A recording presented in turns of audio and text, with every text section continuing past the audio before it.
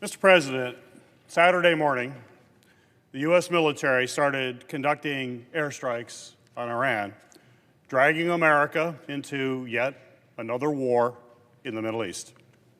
Since President Trump's reckless decision to escalate this conflict, at least 6 Americans have been killed in service to their country, and many more have been injured.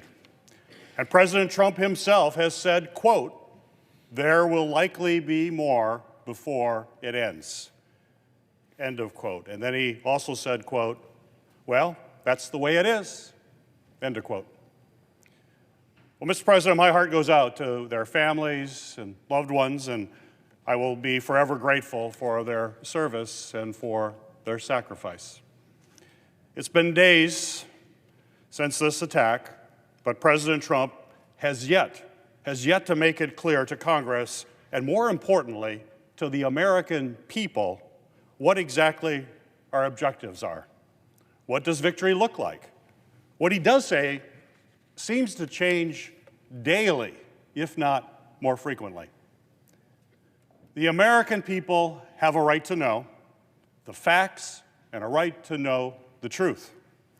And our Constitution leaves no room for doubt that Congress, not the President, has the sole power to declare war. And that check is in place for a very important reason. Our founders did not want to place the immense power over whether or not to go to war in the hands of just one individual. They argued, if the President alone could make such a decision unilaterally, it would be the equivalent to granting the President the power granted to a king. We all know our history. The U.S. had just defeated a king in the Revolutionary War, and our founders were in the process of creating a constitutional republic, not a monarchy. Talking to my constituents in Michigan, and certainly as evident by numerous polls that have come out recently, President Trump has decided to start a war that Americans clearly do not want. The American people instead want us focused on issues that will improve their lives here at home. When I hear from Michiganders, they tell me they want lower prices, they want safer streets, they want more attention to their challenges here at home. But if Americans are going to send their sons and daughters into harm's way across the world, they certainly deserve to know what the President's end goal is and what is the exit strategy. Now, make no mistake, Mr. President, Iran is a brutal authoritarian regime. And I have long said that we must ensure that Iran never, ever produces a nuclear weapon. But unless we face an imminent threat, the President cannot unilaterally drag us into war.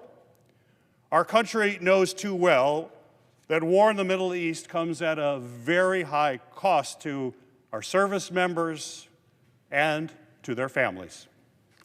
And it's also an incredibly expensive endeavor for our taxpayers. In September 2021, 20 years after the United States invaded Afghanistan, Brown University released a comprehensive report that just outlined the staggering cost of the war on terror.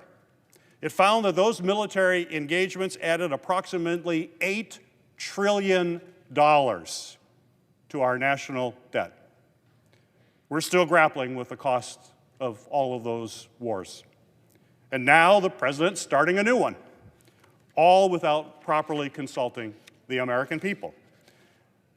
But let me be clear, this is not about partisan politics. This is not about that at all. It's about fundamental constitutional obligations. In fact, in 2013, Democrats made the Obama administration come to Congress with a plan for its involvement in Syria. It was Senate Democrats who forced a vote to authorize the use of military force by a Democratic president. They did it because it was required by the Constitution.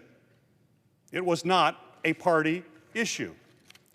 But unfortunately, my Republican colleagues seem to be content to simply act as a rubber stamp for President Trump and not require a vote as required in the U.S. Constitution.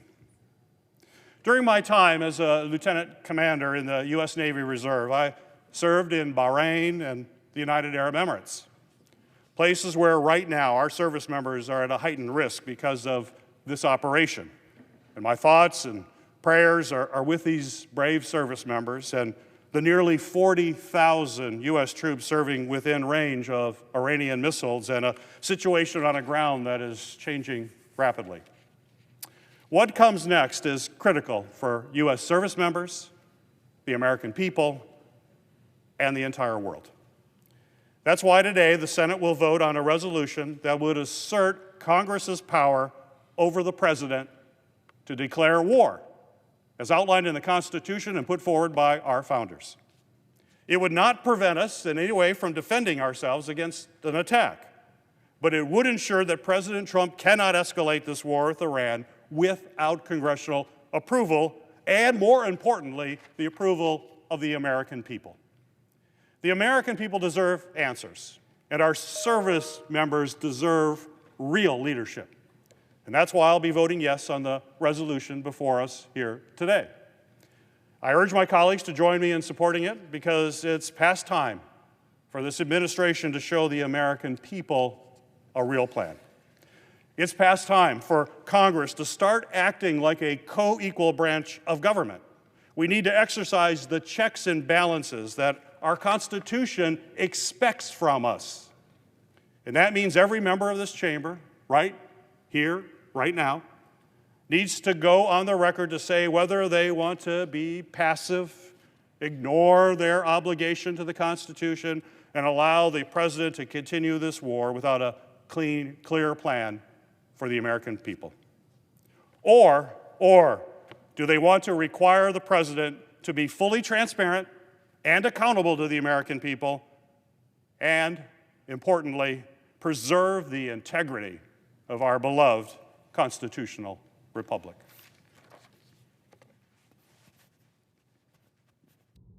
President, I yield.